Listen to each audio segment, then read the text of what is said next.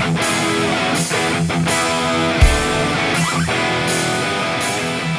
everybody. Welcome to another episode of the Shut Up and Do It podcast, the place where you can come and hang out with us while we go through all things real estate, with a focus on bringing you top quality topics and speakers, all who believe in a get it done manner. I'm your host, Nick Allerud, creator of the Complete Deal Flow System and a principal with AA Real Estate Group, along with my partner and co-host, the Deal Flow expert, the sales trainer, the lead gen machine, the leader of the Solutions Group, and the broker and Esquire. And he's not sick today, although maybe he is. Robbie Retzel. What's up, Rob? Not much, man. I appreciate the intro. All I have to say is here's my mug.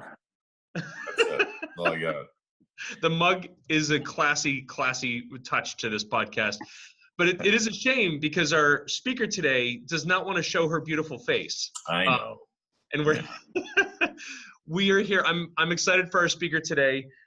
Many of you who are local to the Boston and New Hampshire markets already know of her. She's been a long-time lender, real estate expert, board member of multiple real estate investor associations. She's a great consultant and expert to have on your deals. She's going to go through her own story, but Miss Ann Bellamy, hard money lender. How are you this morning, Ann? I am so awesome, but I have to tell you, Great. I had no idea how impressive you guys were. I've known you all these years, and I just listened to that intro, and I am like doubly impressed. You guys are just killing it. Uh-huh. I'm blessed right now. It's all in the packaging. It's all in the packaging. Well, I'm very impressed. So, yeah, you got me. You got me. Oh, that's so sweet. And why don't you start, some people might know you. We do have some national folks on this podcast. So why don't you tell us a little bit, obviously, about you, how you got into real estate and your story? How I got into real estate. Okay, well, I think a lot of people will be able to identify with this because I've always liked houses, and it's kind of in my blood. My grandmother and my mother were both into houses and real estate and landlording and stuff like that. But I got bitten by a late night infomercial. And back in the 90s, which is a while ago, and it was a while ago, the biggest guru at the time was Carlton Sheets. Have you guys ever heard of Carlton Sheets? Yes. It's a long time ago. Yeah. Okay. So Carlton Sheets was one of the first no money down gurus, and you sent in your $69.99 and got his complete course, and you were going to be a multi-billionaire in a matter of weeks. And I actually believed all that stuff. So I, just like many of us do, you get bitten by the bug through something like that. Somebody lights a fire under you. So I said, oh, that's so cool. And so I ordered the stuff, and back then it was on VCR and cassette. Am I dating myself a little bit? But I guess I already said the 90s, so what can I say, right?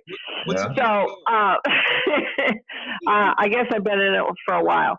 So I ordered the stuff, and I listened to listen to this first video kind of thing. And he was talking about calling all these people and getting them all to agree to these ridiculously low prices with a, 30-second phone call. And I just said, hey, this doesn't work. You can't do this shit. Excuse me. Did that get bleeped out? No, Sorry. You're good. No problem. Oh, I'm good with that? Okay. So I promptly never listened to any of the rest of it, and went and bought a book instead and started educating myself on how to buy rental properties. And so that was my sort of beginning into real estate. And it all was because of a guru that I decided didn't work. I'm sure he worked for a lot of people, but I'm a little skeptical. And I've become nothing but more so as the older I get.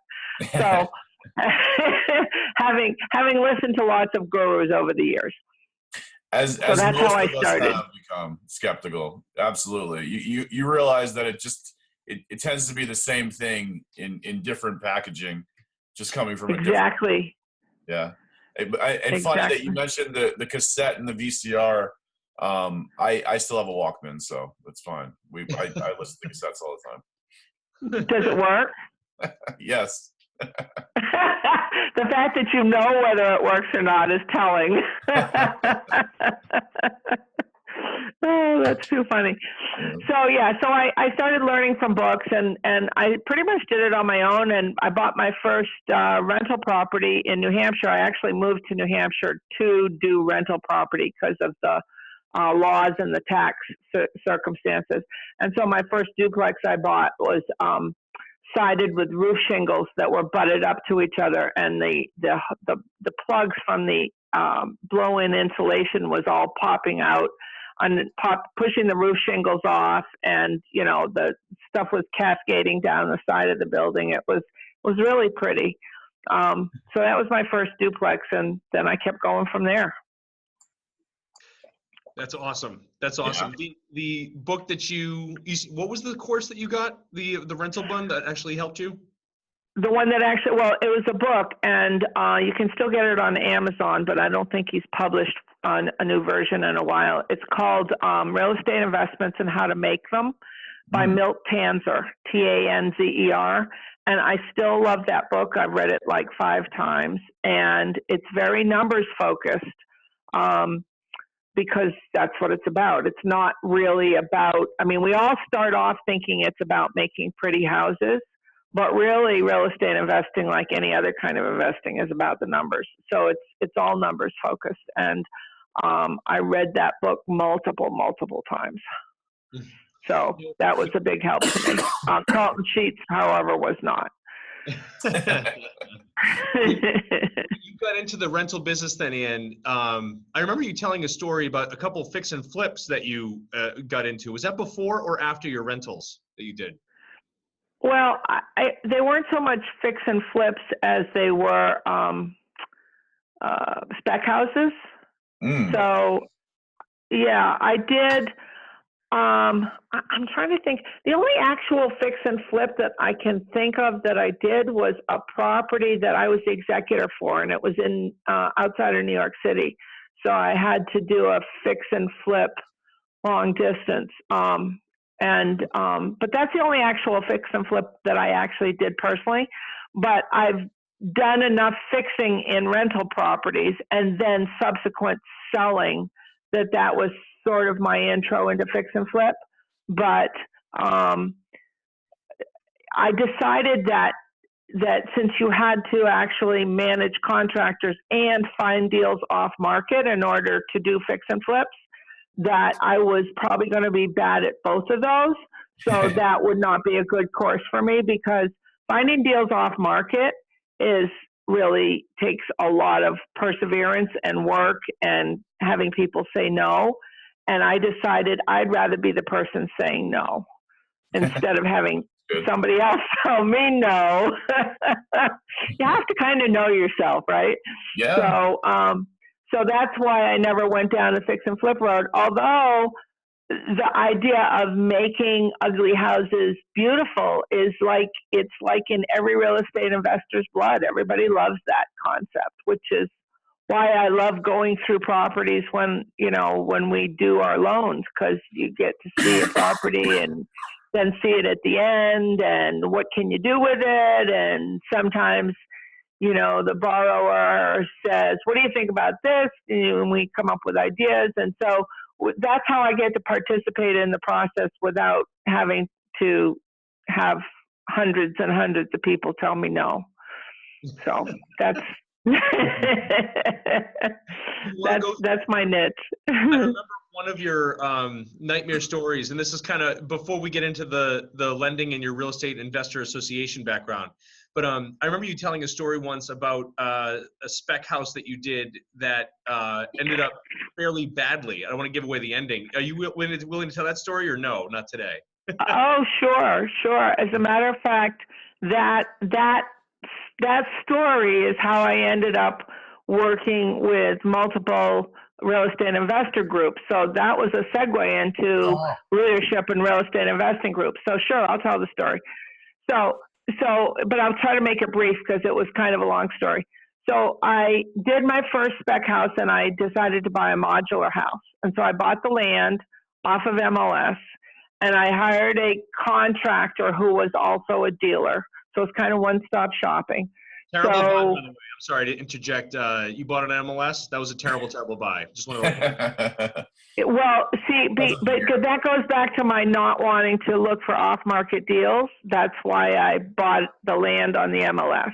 Got it. I'm sorry. Because that's just how I did it, and I didn't have a network at the time. I didn't have a whole network of wholesalers like everybody needs if they're going to buy deals. It's part of how you find deals, and I didn't know that at the time. So I did like every other beginner that says, "Oh, well, you have to go to MLS. That's how you find deals, right?" So that's what I did. I bought it from a realtor. So I bought the land, and I worked with a contractor, and we went through the permitting process. And it was quite a while ago, so I don't remember all the details. Fortunately, I don't remember all the details. It makes me sleep better at night.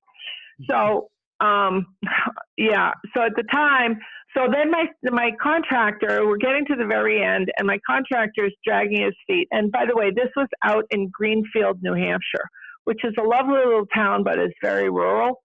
Mm. And they had, and probably still have, 100-foot setback from the road. Oh. And yeah, 100 feet. Well, it's very rural out there. There's a state park, and it's out, you have to go like 30 miles past East Jesus anyway, so it's out there. It's near Francistown and all of that, which you've never heard of, so never mind. So I finally called the building inspector, and I said, because my contractor was dragging his feet and I couldn't figure out why. And I called the building inspector and said, "Why aren't you giving us our final certificate of occupancy?" And he said, "Well, you have way bigger problems than your certificate of occupancy." And I said, "I do?" And he said, "Yeah, you're 2.5 feet over the setback line." And I said, "I'm what?" My voice goes up. And I'm totally freaking out because Greenfield was very strict about their setbacks. And he said, "Oh yeah." He said, you've got a big problem." And I said, "My contractor didn't tell me." And he said, "Well, he's known about it for months." And I'm like, so my world is crashing down here. And so I had to go to, I went to an attorney, and well-known real estate attorney in New Hampshire. Unfortunately, I qualified for something called a, what was it called? Not a special exception, but maybe I'll think of there's a special term for it. It's when you've done something wrong, but it was totally by mistake, and you knew what the rules were and you were trying to follow them, but for some reason the rules didn't get followed, even though you were trying to follow them. So, and it has to be cost prohibitive to fix it. Okay. So, in order for them to grant this waiver. And so we ended up going in front of the town, and you go to this meeting with your attorney, and we had to wait about an hour and a half for a quorum to get there, because one of the planning zoning board members was buying a refrigerator. So we had to wait for him to show up. Yes, that really happens in these small towns, by the way. The other one was the local milkman, and he was still out on his delivery. Yeah, right. Right, exactly, right. And somebody else couldn't get all their cows in, right?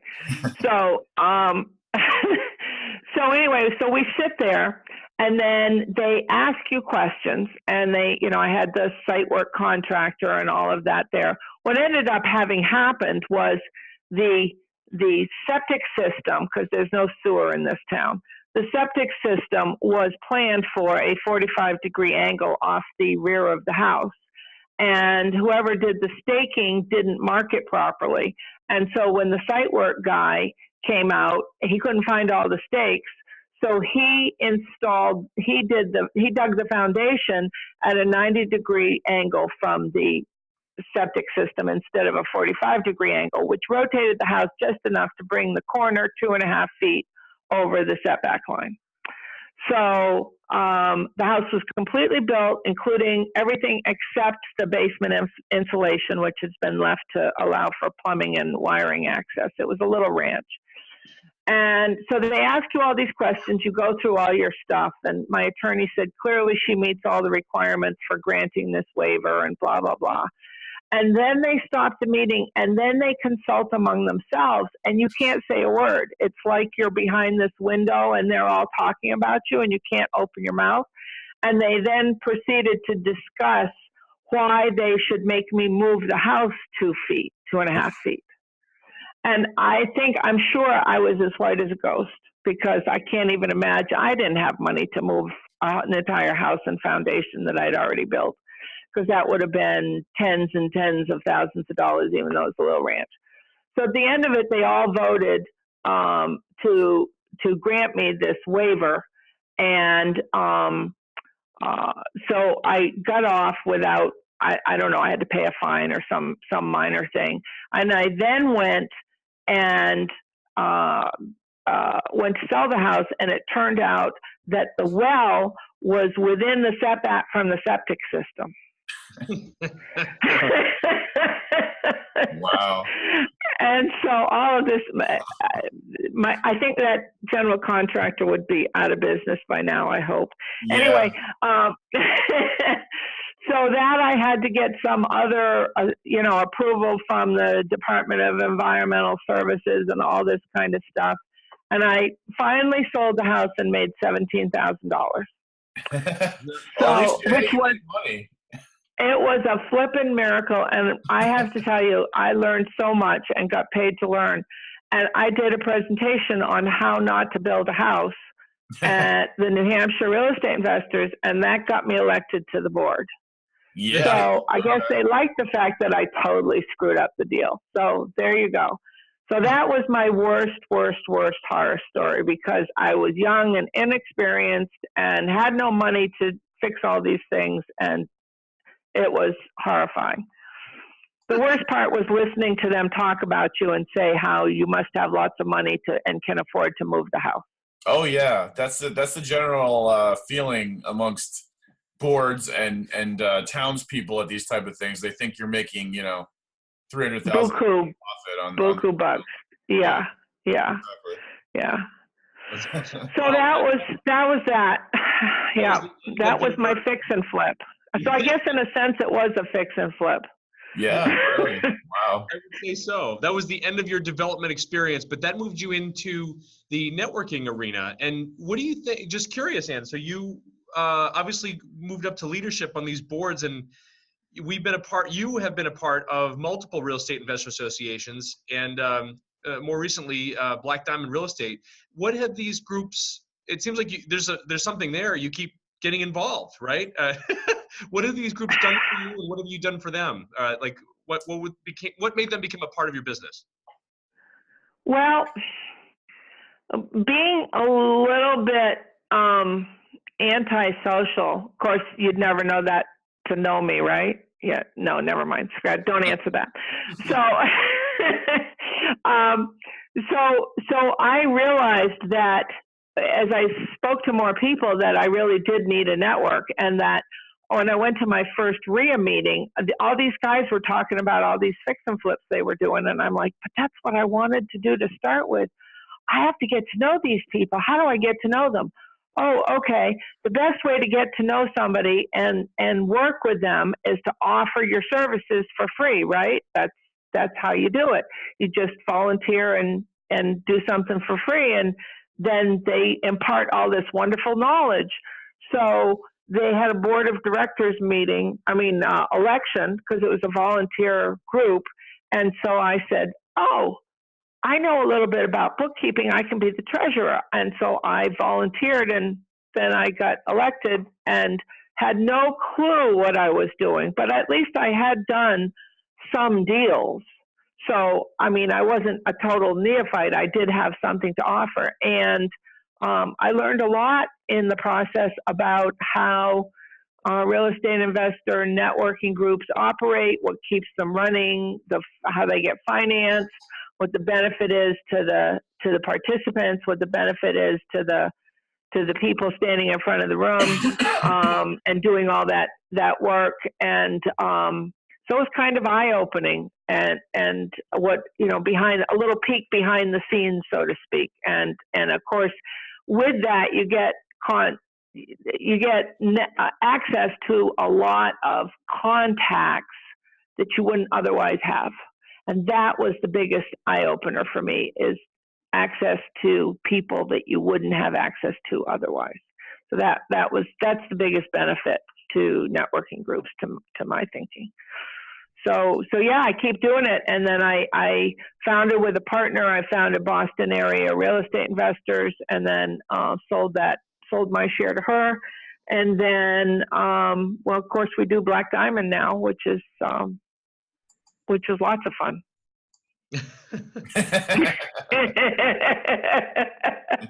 Never a dull moment. The shameless plug there. Obviously, if you guys, Black Diamond Real Estate Investors, Ann and I are partners on that. It's for intermediate investors, and it's blackdiamondrei.com. Shameless plug time.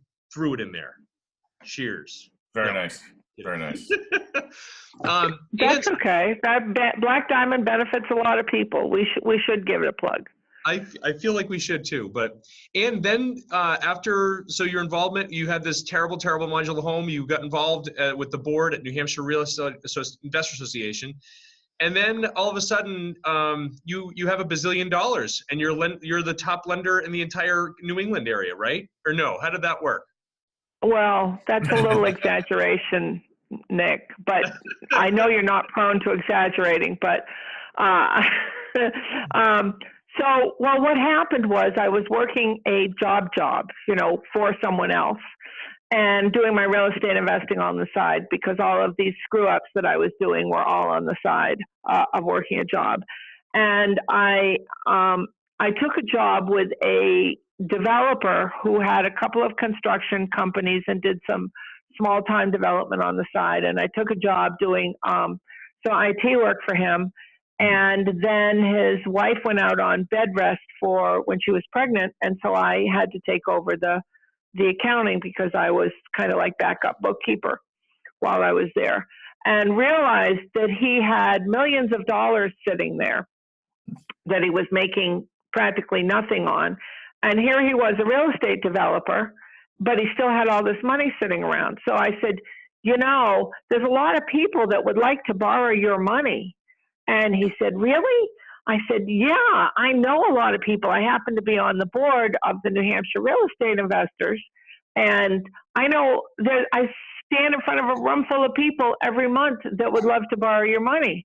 And he said, oh, well, how do we do that? And I said, well, I know an attorney that does that stuff, so let me go find out. So that's what we did. So we went and learned about it, and then we started lending out his money at the time. I didn't have any at the time. At the time, it was his money. And now it's my money and a partner's. That's fast forward like a long time. I've been doing it since about 2006, I think. So, but I started out totally brokering somebody else's money and making lots of mistakes along the way. Yep, just like I did in my beginning real estate. I have probably made most of the mistakes that you can, but that's how you do it. You make mistakes and then you learn.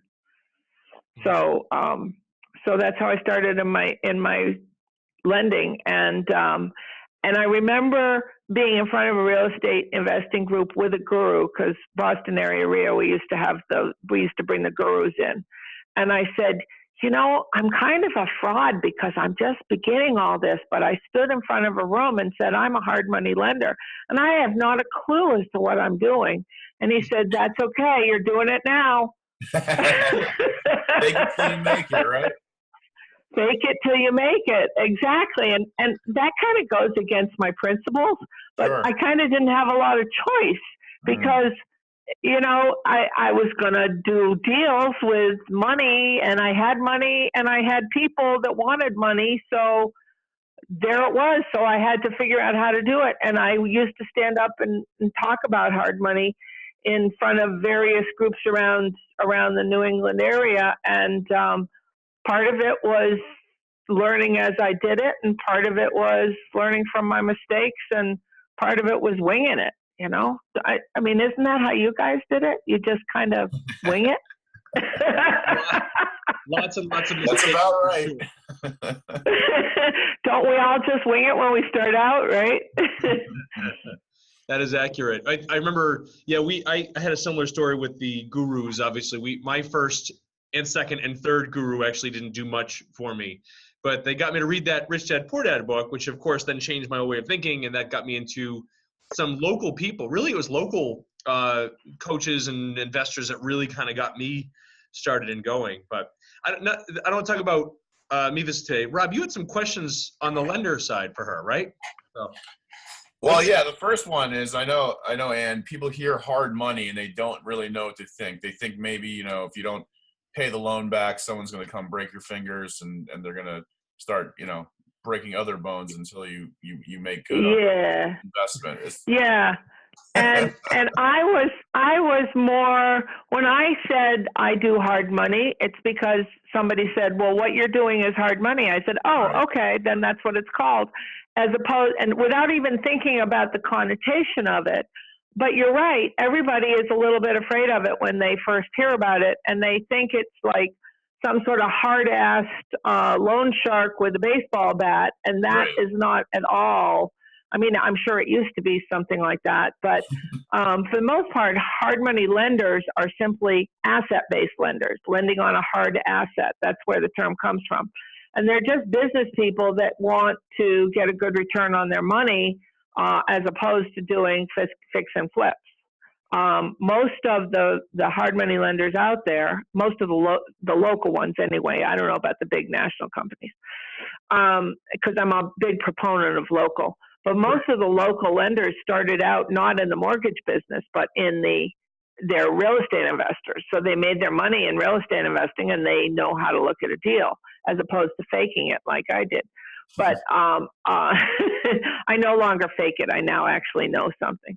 But that's, if people are afraid of it, and what they really should do is figure out what questions to ask and find out how to get references on people, because integrity, as with anything else, whether it's partners, contractors, attorneys, anybody you're going to do business with, integrity is one of the most important things that you can find out. So you need to learn how to ask questions of hard money lenders so that you're not quite so afraid of them and you understand what they can do for you and what they can't.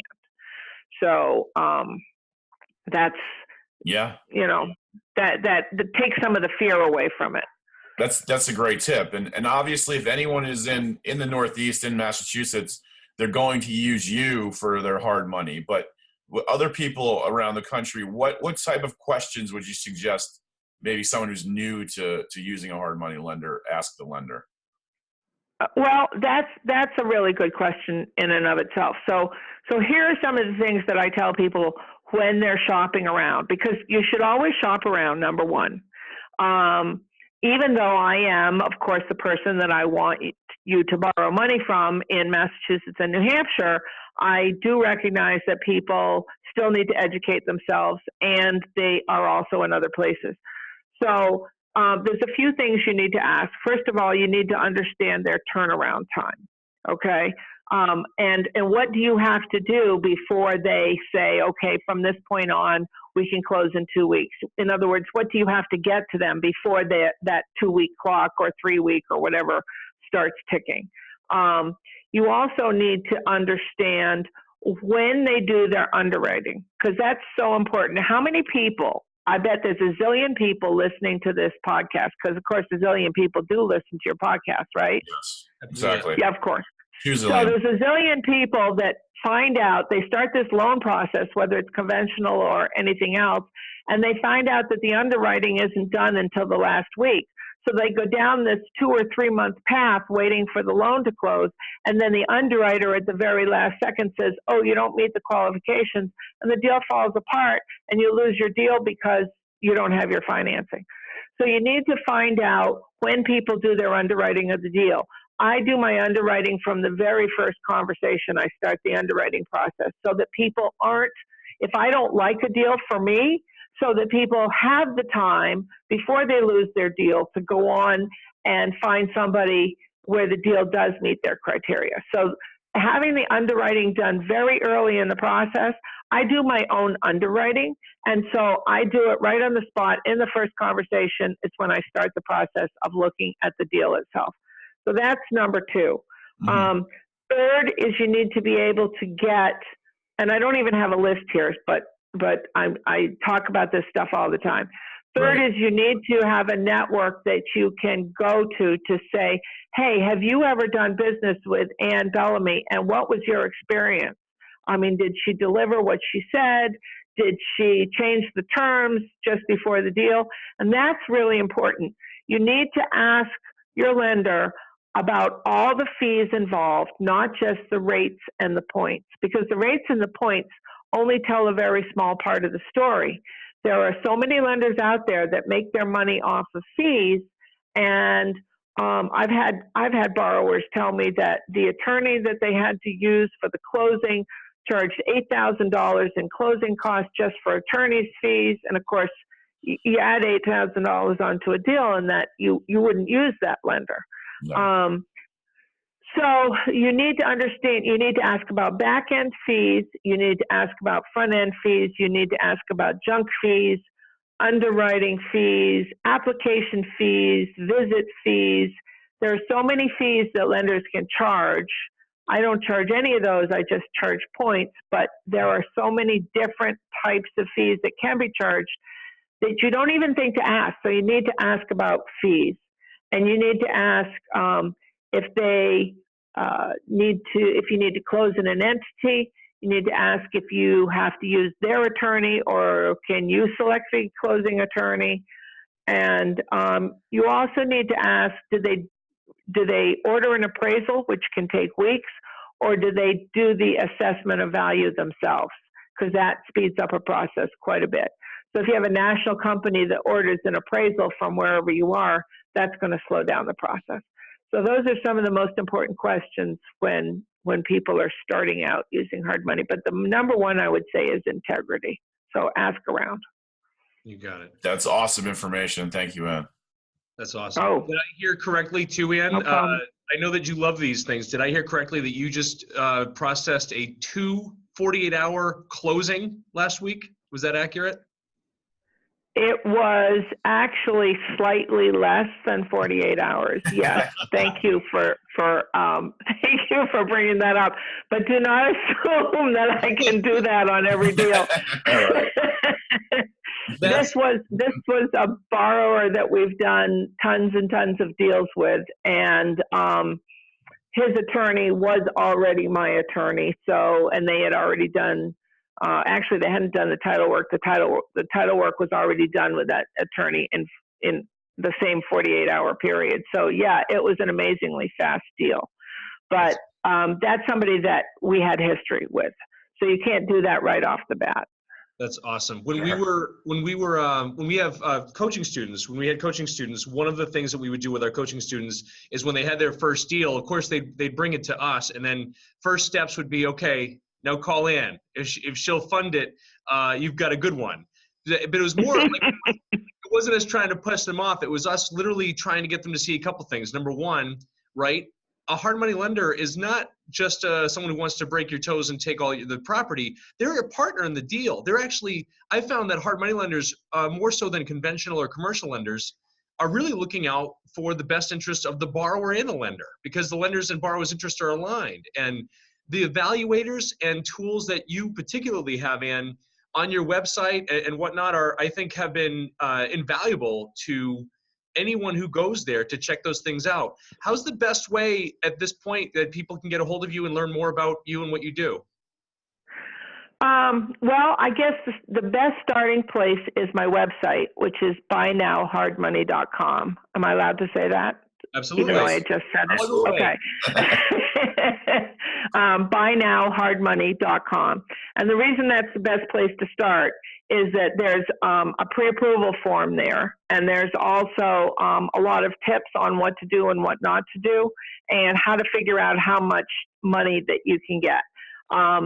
And it will also give you a starting point so that you can start to have an idea of what specific questions to ask. Because I find on the first conversation, it's usually so general that it's not particularly helpful to a new borrower. So if they start with some information and then they call me with individual questions that pertain to their situation, that's usually more helpful for them. And I spend a lot of time with new borrowers, helping them in general, not just on a deal that might or might not work for me. The other thing is you can call us anytime. If you can't reach me, you can reach my partner, Mary, and our number is 800-418-0081. So those are the two easiest ways. There's also a contact me form on the website too, so that you can send me an email. That's awesome. That's incredible. And we can't thank you enough for your time today, sharing all the do's and don'ts with hard money lenders and the questions and Q&A. I mean, thanks for your time. We really appreciate it. I love doing it. Thanks so much, guys. It was a blast. All right, everybody. So Thank you. There's our channel. Please subscribe to our channel. It's AA Real Estate Props, and we are the Shut Up and Do It podcast with Nick and Rob. We will see you on the next episode.